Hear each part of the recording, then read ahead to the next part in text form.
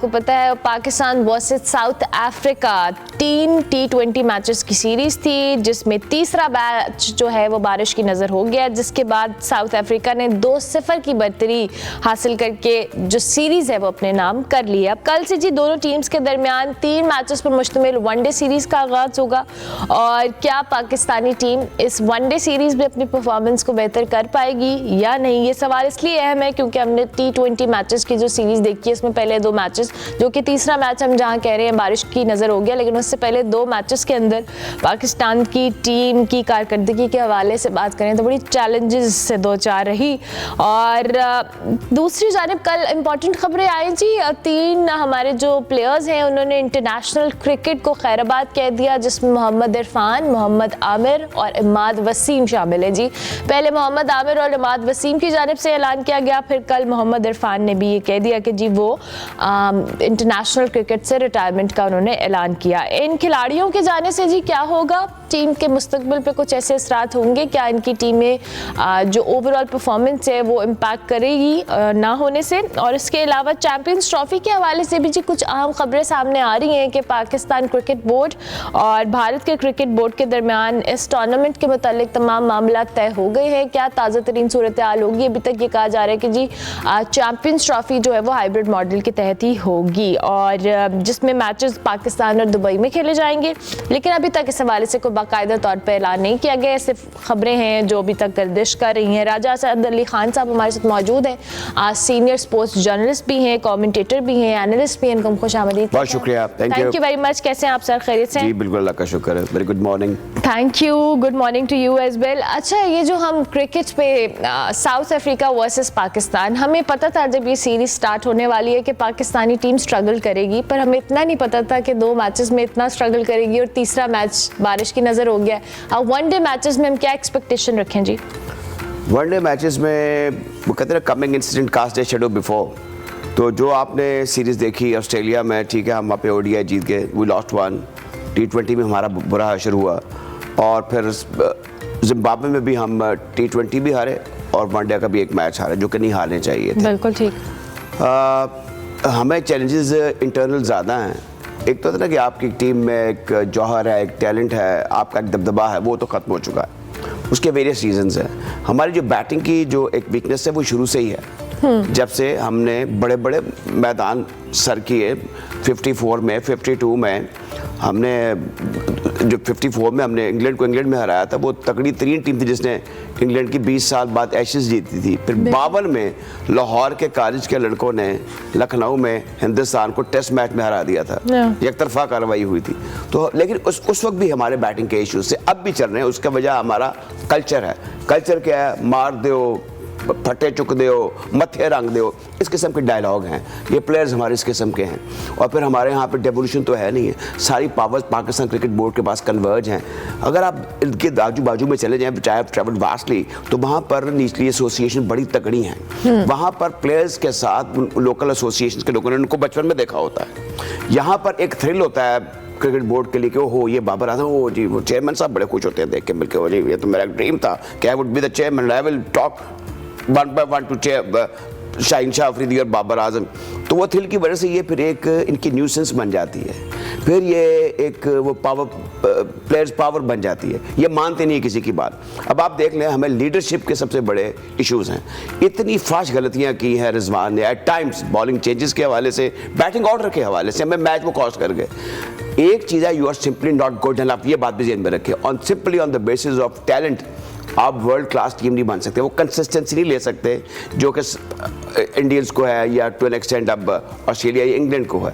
हम डिजर्व नहीं करते थे कि हम 6 7 नंबर पर टामक टोइयाँ मार रहे हैं। तो ये सारी सूरत हाल ऐसी है जिसमें बड़ी संजीदगी से गौर करने की ज़रूरत है। जहाँ तक आपने भी ओडीआई की सीरीज़ की बात की, अब्दुल्ला शफीक आ गए हैं और ज़ाहिर है कि वो नसीम शाह आ गए हैं, कोई ऐसी और नोटेबल ओमिशन या कमीशन नहीं है।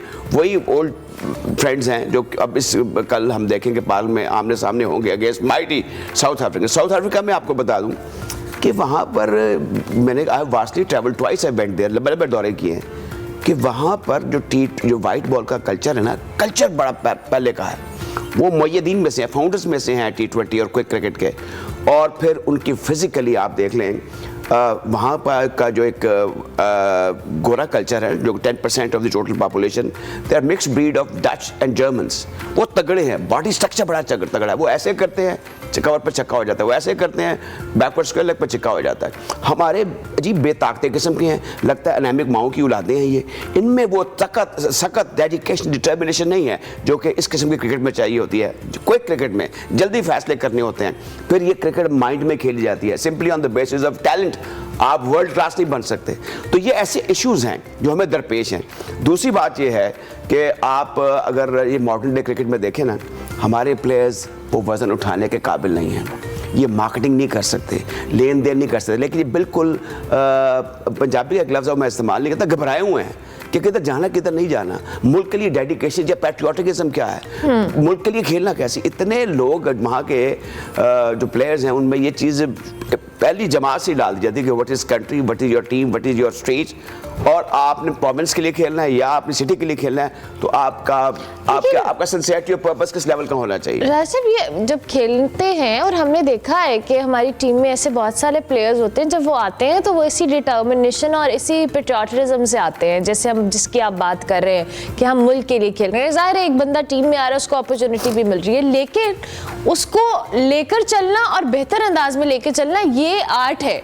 और ये आर्ट आपको लगता है कि उनको सिखानी भी पड़ेगी विद टाइम, और ये इसकी जिम्मेदारी पाकिस्तान क्रिकेट बोर्ड की? आप ठीक कह रही हैं, क्योंकि आप जिस एज ग्रुप में आपको सारी चीज़ें अच्छी लगती हैं, लेकिन असल में हकायक इससे मुख्तलिफ हैं। अच्छा। गुर्बत एहसास से लताफत मटा देती है। ये आते हैं from the modest background, you know.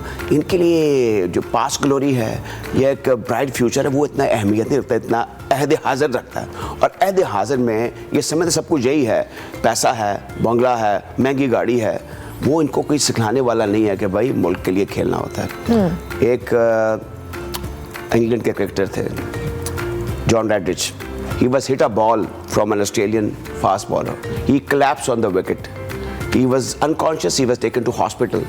जब डॉक्टर उनके ऊपर कन्वर्ज हुए थे आफ्टर 24 आवर्स उनको होश आई, तो उन्होंने ये नहीं कहा कि मैं किधर है, मेरा बटवा किधर है। उन्होंने कहा व्हाट्स हैपेंड टू मी, मैं विकेट पे तो नहीं गिर गया था, क्या इंग्लैंड हार तो नहीं गया, उसको फॉलो ऑन तो नहीं हो गया।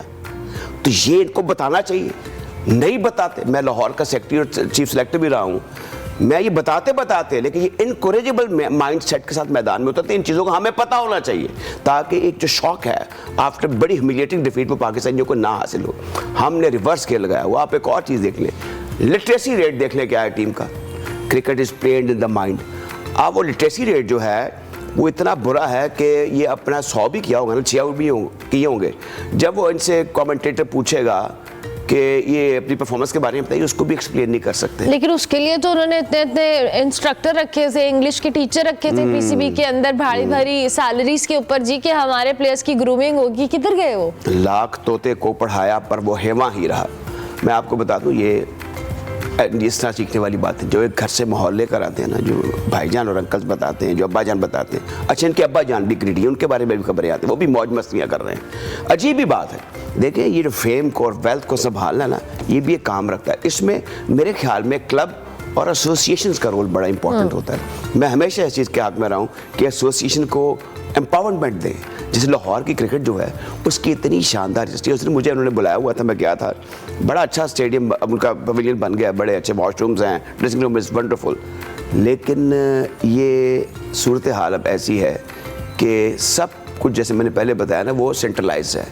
जब तक आप देख लें ना, ये आजू बाजू में आप ये जो मोहाली में पंजाब क्रिकेट एसोसिएशन का सदर दफ्तर है, वहाँ पे इस तरह के हॉल्स हैं। और आप जैसी वहाँ पे ऑफिशियल्स होंगे, पढ़ी लिखी, प्रेजेंटेबल, पर्सोनेबल, वेल एजुकेटेड, जिसे हम कहते हैं बाय ऑल मीन, तो वहाँ उन्होंने अपने इदारों को बड़ा मजबूत किया। जैसे बंगाल क्रिकेट एसोसिएशन है, उसका खरबों का अरबों का बजट है।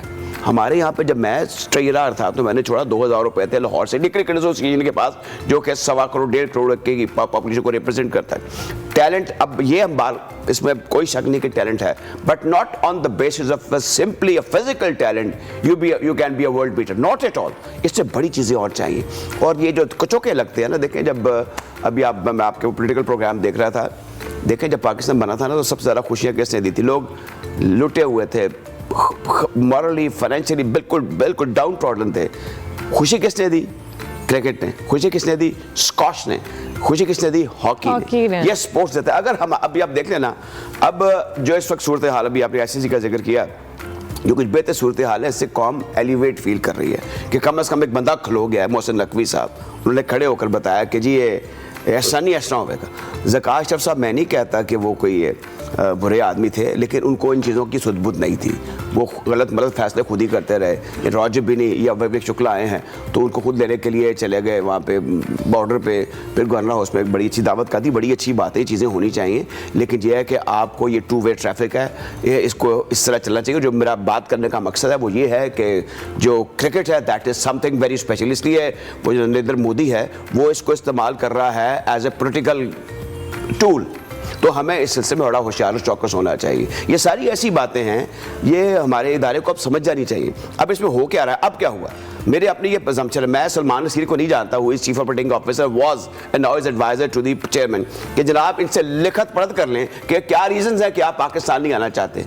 अब वहाँ पर वो फंस गए, क्योंकि हम पढ़ाई लिखाई में भी थोड़े से ना, पंजाबी में कहते हैं, माठे रहे हैं। अब वहाँ पर ये है कि अब ये जो आईसीसी के हवाले से कुछ खबरें आ रही हैं ना, इंडिया का सारा मीडिया झूठ बोल रहा है 100%। और तो काउंटर नहीं हम कर हाँ, इसमें जो इस वक्त जो खबरें आ रही हैं वो तो बड़ी हौसला अफजा हैं। लेट्स होप कि इस फोरम पर, यानी कि hosting Champions Trophy 2025, we will had a good news. Not, हम ये नहीं कह सकते हमको वहाँ उसको कप को जीतने के लिए जा रहे हैं ना, ऐसी हमें उम्मीदें दिलानी चाहिए नेशन को, but still that is good going as far as ICC Champions Trophy is concern. अभी जो आप साउथ अफ्रीका का जिक्र कर रहे हैं, अब साउथ अफ्रीका की एक और आपको बात बता दूँ कि एक्सक्लूसिवली वहाँ पर T20 का, अगरचे वो शुरू में इंग्लैंड ने इसको इंट्रोडक्शन था। अब मुझे याद है कि 2005 में मैं ऑस्ट्रेलिया जा रहा था, तो उस वक्त मरहूम जो चेयरमैन थे पीसीबी के, शहरियार रहमान खान, वो रेडियो पाकिस्तान की कमेंट्री बॉक्स में आए। तो मैंने कहा T20 में लोग बड़ी दिलचस्पी लेने कहते no this isn't a proper cricket, ये क्या है, कोई क्रिकेट ही नहीं है, हम इसमें इंटरेस्टेड नहीं है, ये हालात है। फिर उसके बाद एक यहाँ पे फाइनल हुआ, उसमें कोई 50,000 40,000 लोग आ गए, तो फिर ये T20 का दौर शुरू हुआ। लेकिन उस वक्त साउथ अफ्रीका में T20 क्रिकेट जो अरूज पर थी, उन्होंने उसको इतना ऑर्गेनाइज किया, इतनी नोवेल्टी कौन किया हुआ था। अच्छा, अब ये चैंपियंस ट्रॉफी का आप जिक्र कर रहे हैं, अभी टीम की बात करूंगी। माने चले जो भी अच्छी खबर आएगी, वो ये ऑप्टिमिस्टिक कि अल्लाह करे कि हम जिस इवेंट को होस्ट कर रहे हैं उसमें कुछ अच्छी खबरें हो। पाकिस्तानी टीम जो इस पर कॉम्बिनेशन है, जाहिर है एक बड़ा इवेंट है जिसको हम होस्ट कर रहे हैं, और होस्ट के ऊपर इट्सेल्फ बड़ी ज़्यादा जिम्मेदारी बन जाती है। होम ग्राउंड पे लोगों की एक्सपेक्टेशन ज़्यादा हो जाती हैं। डू यू थिंक कि हमारी टीम रेडी है? रेडी, एक देखें होम कंडीशन का कुछ फ़ायदा होता है। टीम में बहुत तगड़ी है, और ये 8 टीमें, ये कोई 12 टीमें नहीं है, 8 वो हैं जो टॉप रैंकिंग टीम थी 8 साल पहले, वो क्वालिफाई करके आई हुई हैं। हमें होम कंडीशंस का फ़ायदा होगा। और फिर उसके बाद जो इम्पॉर्टेंट चीज़ है ना, वी आर स्ट्रगलिंग विद, हमारे जो जिन पर तकिया था ना वो पत्ते हवा देने लगे वाली बात है। जैसे अब Babar Azam is continuously not performing, उनके बारे में क्वेश्चन मार्क है कि अब 50 ओवर्स का ही पता नहीं वो क्या कर पाते हैं क्या नहीं कर पाते। लेकिन अच्छी बात यह है कि ये इवेंट पाकिस्तान में होगा, हमें क्राउड की सपोर्ट हासिल होगी, लोकल कंडीशंस जो हैं वो हमें सपोर्ट करती हैं। और फिर उसके बाद ये है कि अब इसमें एक और चैलेंजेस हैं, जैसे आपने शाहीन शाह अफरीदी का भी जिक्र किया, वो बिल्कुल आउट ऑफ टच हैं। आपकी बॉलिंग रिसोर्सेज हैं वो भी अब एवरेज परफॉर्म कर रहे हैं, कभी अर्श पे होते हैं कभी फर्श पे होते हैं, तो ये बात ठीक नहीं है। हम इन कंसिस्टेंसी में बड़े कंसिस्टेंट हैं, तो इसमें हमें कंसिस्टेंट होना पड़ेगा। आप उम्मीदें नहीं दिला सकते। अभी आप देखें ना, ये आपने लिटमस टेस्ट हो जाएगा कि अभी आपने पाल का जिक्र किया, जहाँ पर अभी ओडीआई सीरीज शुरू हो रही है अगेंस्ट साउथ अफ्रीका, तो वहाँ पर आपकी जो परफॉर्मेंस है वो रिफ्लेक्ट करेगी जो कमिंग इवेंट है, चैंपियंस ट्रॉफी क्या होने वाला है। Thank you very much sir. बहुत शुक्रिया। क्वेश्चन रिगार्डिंग वो 3, मैं तो 2Gs ही कहूँगा, नॉट माइनस मोहम्मद आमिर। मोहम्मद आमिर जो हैं ये अजीब शख्सियत हैं। ये 26 साल की उम्र में कहते हैं मैंने टेस्ट क्रिकेट नहीं खेली, मैं T20 खेलूंगा, यानी पाकिस्तान से खेलने से इनकारी, यानी काम करने से इनकारी। अब अहमद वसीम की बात सुन लें। Ahmed was excellent cricketer. मैंने 2016 में इनको पहली मरतबा गौर से इंग्लैंड में खेलते हुए देखा, तो मुझे अंदाजा हुआ कि ये सर्व करेंगे, लेकिन नहीं, वो भी मौजे ज़माना की नज़र हो गया। रहा सवाल इरफान का, इरफान की ज़ाहिर है कि एज इज कैचिंग अप, वो उनका एक नेचुरल एक बनता था कि वो रिटायर हो जाए। तो इनके जाने से किसी को ये कुछ फर्क नहीं पड़ने वाला, कुछ नहीं फर्क पड़ने वाला। ठीक हो गया, थैंक यू वेरी मच।